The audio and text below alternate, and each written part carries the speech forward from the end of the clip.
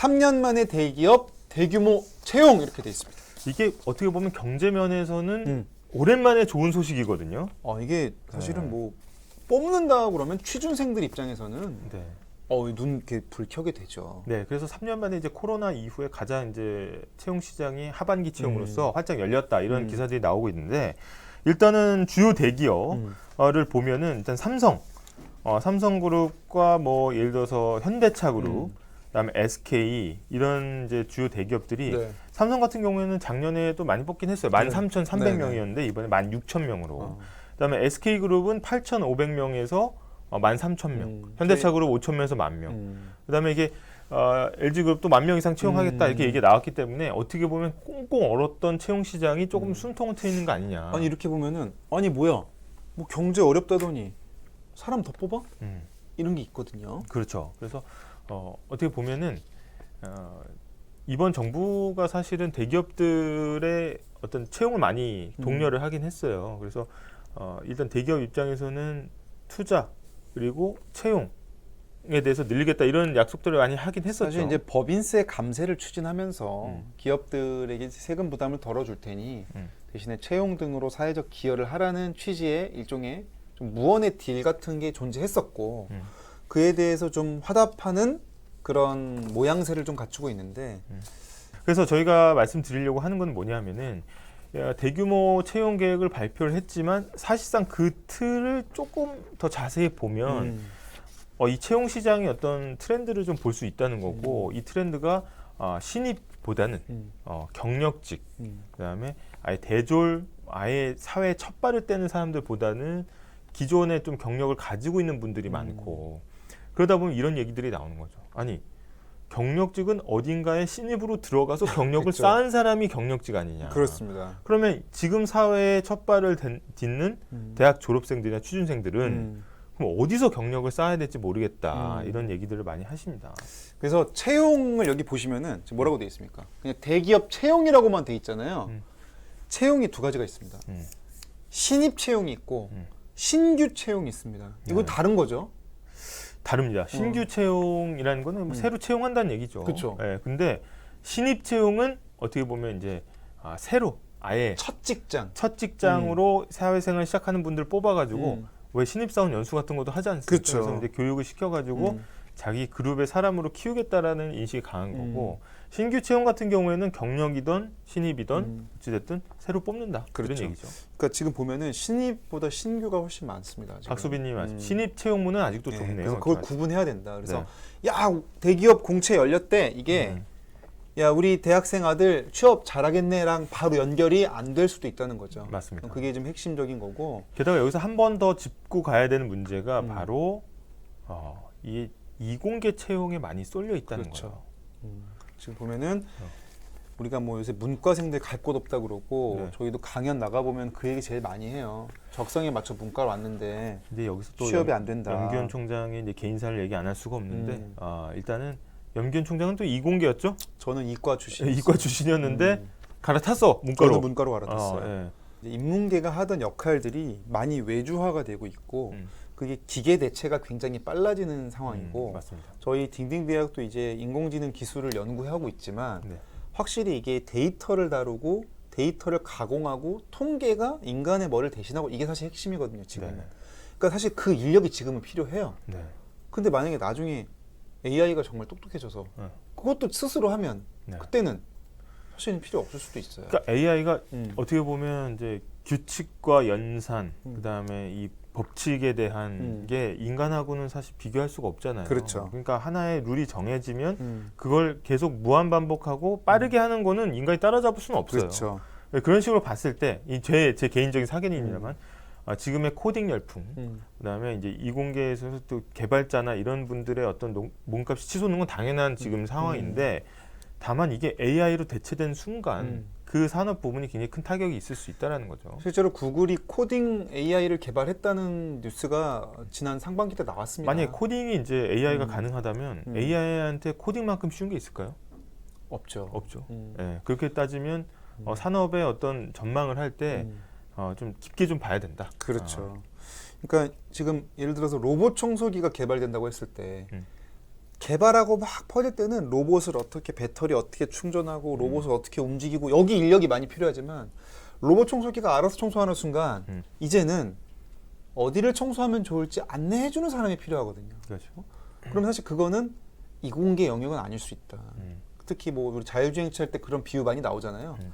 이쪽에는 사람 2명 있고 이쪽에는 사람 6명 있으면 어디로 가서 사고를 내겠습니까? 그거는 이제 정의론에 나오는 또 얘기죠. 거기도 나오는 얘기죠. 근데 여기는 노인 6명이고 여기는 어린아이 2명이면 누굴 살리겠습니까? 이런 거는 사실 철학과 인문학이 답을 해줘야 되는 부분인데 사실 그 시기가 오기까지는 굉장히 시간이 좀 걸리니까 지금 우리 2022년 이 현재만큼은 어쨌든 이공계가 지금 특수를 누리는 건 맞다. 그러니까 단기적으로 굉장히 좀 문과생들이 어려운 건 사실입니다. 저희가 이제 보는데 이게 그리고 또 어쨌든 이공계에 쏠림도 있다는 거 한 가지 포인트고 경력 포인트고 또 한 가지는 이게 지금 대기업 일부는 뽑을지 몰라도 결과적으로 채용 안 하는 데가 더 많다는 겁니다. 네. 지금 이제 불확실성이 커지면 지금 국제 정세 항상 영총장이 얘기하고 뭐 경제는 제가 얘기하지만 불확실성이 커진 상황이에요. 그러면 기업 입장에서는 인건비는 한번 일단 사람을 채용하면 고정비라고 보기 때문에 그렇죠. 최대한 채용을 뒤로 미룹니다. 그렇죠. 그래서 대기업들이 앞장서서 채용을 늘리겠다고 얘기는 했지만 이게 전반적인 산업의 분위기로 퍼질지는 좀 봐야 됩니다. 그렇죠. 그러니까 쉽게 말하면 뽑겠다고 한 기업들 자체도 줄었는데 그 뽑겠다고 한 애들 중에 조사를 해봤더니 요만큼은 지금 채용 좀 재고하겠다는 거예요. 지금. 그러니까 이 계획도 지금 흔들리고 있다는 것도 하나의 포인트다. 그래서 지금 뭐 삼성, 현대 같은 좀 내놓으라는 기업들의 채용 소식으로 고용시장이 살아났다 단정할 수는 없다는 거고요. 또 한 가지는 이제 실제로 이런 중견기업들 보면은 지금 다 축소하고 있는 모습들 보여주고 있습니다. 예. 그리고 또 한 가지 이제 관전 포인트입니다. 2013년 채용 전망, 2023년 채용 전망 보시죠. 이거 어때요 지금? 확 줄었네요. 그러면? 이거 반짝이라는 거지 지금. 그러니까 이게 올해 반짝이라는 겁니다. 그나마도. 근데 그런 이유가 있는 게요. 사실은 희망퇴직을 엄청 받았습니다. 지난 코로나 2019, 2020, 2021 희망퇴직 구조조정을 많이 했어요 이미. 엄청나게 했네. 하고 신규 채용한다는 거는 뭐 아랫돌 빼서 윗돌 막는 거고 그럼 과연 희망퇴직한 거 이상 뽑을까 했을 때 사실 갸우뚱할 수 있는 지점입니다. 그래서 물론 이제 청년층의 취업이나 이런 거는 확대될 수 있겠지만 전체 노동시장 전체로 봤을 때 과연 취업 인구가 늘었느냐 했을 때 꼭 그렇진 않을 수 있다. 지금 주의 깊게 봐야 되는 게 이제 금리가 가파르게 오르고 있지 않습니까? 지금 금리를 올리는 게 물가 잡으려고 올리는 건데 결국은 금리라는 거는 돈을 걷어들이기 때문에 경기가 다운돼요. 인건비도 사실은 줄이게 되죠. 그렇죠. 그러면 이 불경기가 왔을 때 이게 겹쳐지면 더 심하게 고통이 올 수 있다는 겁니다. 삐까번쩍님, 그 많은 퇴직자는 어디로 가나 하셨는데 그게 바로 통계가 나와 있습니다. 지금 보면 이게 지난해 조사 결과거든요. 이거 한번 읽어주세요. 자, 가장 오래 근무한 일자리를 그만둘 당시 평균 연령 49.3세. 40대에 퇴직한 거예요. 그래가지고 지금 이 중 현재 취업 중 뭔가 지금 아무래도 일자리의 질은 떨어질 수밖에 없겠죠. 그래서 여기 뭐 그만둔 이유가 사업 부진, 조업 중단, 휴폐업, 정리해고 이런 이유들이 있다 보니까 지금 상당히 우리 한국 경제에 대한 좀 비관적 전망이 될 수 있는 상황이죠. 후기님이 또 중요한 걸 짚어주셨는데 코로나 영향이 있나요 하셨는데 대부분 이렇게 얘기를 합니다. 이런 형태의 변화는 계속해서 진행이 되고 있었는데 우리가 화학에서도 보면 화학과 나왔잖아. 그렇죠. 촉매라고 하지 않습니까? 그렇죠. 이게 코로나가 사실 기름을 부은 거예요. 그렇죠. 그러면서 비대면이 활성화되고 비대면이 활성화되니까 키오스크나 로봇이 그렇죠. 더 들어설 자리가 많은 거고. 옛날에는 알바생을 쓰는 게 더 쌌단 말이야. 사장님이. 그래서 키오스크 뭐 알겠어. 키오스크가 제가 취재할 때 한 800만 원 했어요. 야, 뭐 그 800 주고 사냐. 그냥 학생 쓰면 되지. 그랬는데 사장님 저 밀접 접촉자라 2주 동안 출근 못 하겠는데요. 뭐야, 그걸 월급 다 줬는데 반을 안 나와? 저 이번엔 제가 걸렸습니다. 한 달 안 나와버려. 그러니까 이제는 야, 이렇게 해서 이 2달 날리느니 그냥 로봇 뽑자 이렇게 된 게 지난 2년 동안 엄청나게 퍼졌죠, 사실은. 그래서 저도 보면 지나가다 보면 무인 매장도 엄청 늘었고요. 그다음에 키오스크도 엄청 늘었거든요. 그래서 이 변화가 어떻게 보면 코로나가 변화를 더 가속시켰다 그렇죠. 이런 얘기들이 많이 나옵니다. 지금 아니에스님 역시 전문직인가벼 그러셨는데 전문직도 위기입니다 지금. 전문직도 위기죠. 왜냐하면 지금 인공지능이랑 이 3D 프린터가 위협하는 1위 일자리가 약사의 약사. 그 인공지능한테 처방을 시켰더니 투약률이 줄었다는 겁니다. 잘못 주는 확률이 다 줄겠지, 난 기계가 하는데.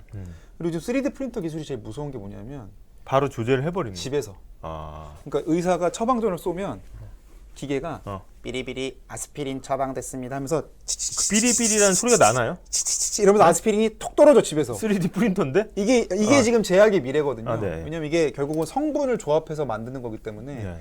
그게 된다고 그러면 사실 무서울 거다라는 거. 그런 얘기도 나오고 변호사도 지금 인공지능이 좀 위협한다고 하죠. 그래서 그 AI나 이런 것들이 과거에 이제 판례나 이런 것들 학습해가지고 어떻게 보면 이제 컨설팅 측면에서는 승소 확률이나 이런 것들에 대한 도움을 줄 수는 있어요. 그쵸. 근데 변호사 같은 고도의 전문직이라고 불리는 직업도 안심할 수는 없다라는 겁니다. 지금 마중물님 AI 사법부 출범을 응원해 봅니다. 이것도 이런 얘기도 많이 하십니다. 네. 사법에 대한 신뢰 문제이기도 한데. 아니, 물론 이 미래학자들이 가장 마지막에 없어지는 직업, 가장 늦게까지 남아 있는 직업 중에 하나를 판사를 꼽긴 해요. 왜냐하면 고도의 이제 어떻게 보면 정무감각과 정무감각과 법률 지식과 그렇죠. 네. 통합 능력. 네. 그렇죠. 근데 뭐 사실 딩딩 대학을 인공지능이 대체할 수 있을까 했을 때는 상당히 회의적이라고 봐야죠. 아니, 제가 아까 말씀드린 부분에 따라서 보면 사실은 인문학이 오히려 늦게까지 남아 있을 수 있는 거 아니냐 이런 생각이 듭니다. 마지막까지 문사철이 남지 않을까 저도 그렇게 생각합니다. 네, 그래서 하여튼 저희가 좀 정리해 보면 어쨌든 지금 3년 만에 대기업 최대 채용이긴 한데 여러 포인트가 있다. 제가 유학 기간 중에 만난 이제 한국인 유학생 중에 한 분은 이런 얘기를 했어요. 제가 사실 경제사라는 게 굉장히 인문적인 측면이 많이 있거든요. 근데 더 공부를 하겠다라고 얘기해서 왜 하냐고 했더니 굉장히 뛰어난 분이에요. 문사철을 지금 아무도 안 하지 않냐. 아무도 안 할 때 해야 나중에 빛을 볼 것 같아서 자기는 여기 길 가겠다 해서 저는 굉장히 좀 충격을 받았습니다. 그 사실 쉽지 않은 거죠. 쉽지 본인의 않아요. 어떤 신념이 있을 때만 가능한 건데 HR님 심리 상담이나 정신 치료 쪽도 AI가 대체할 수 있을까요? 그러셨는데 이거 영국에서 나온 드라마가 있어요. 제 제목을 까먹었는데 AI가 엄마 역할을 해주니까 아이가 엄마보다 로봇을 주 양육자로 따르는 내용의 본 것 같아요. 만화 드라마가 있습니다. 그래서 그건 앞으로 어떻게 발전될지 모르는 거고, 하여튼 이공계 쏠림이 심하다. 신입보다 경력이 많다. 그나마도 이미 구조조정 많이 한 상태에서 하는 거다. 그리고 내년엔 굉장히 훨씬 어둡다. 네. 이런 이면의 숨은 채용 뒤의 소식도 함께 챙겨보시면 좋겠습니다. 사실은 지금 같이 불확실성의 시대에서는 믿을 건 또 자기 자신밖에 없지 않습니까? 그래서 자신의 역량을 키우기 위해서는 열심히 자기에게 투자해야 돼요. 자기에게 투자를 해야 됩니다. 투자할 돈이 없어. 그럼 어떻게 해야 됩니까? 그러면 등록금이 영원인들 찾아야 될 텐데. 딩딩대학으로 오시면 됩니다. 네. 저희가 무료로 열려 있으니까 네. 들어오시면 되겠고요.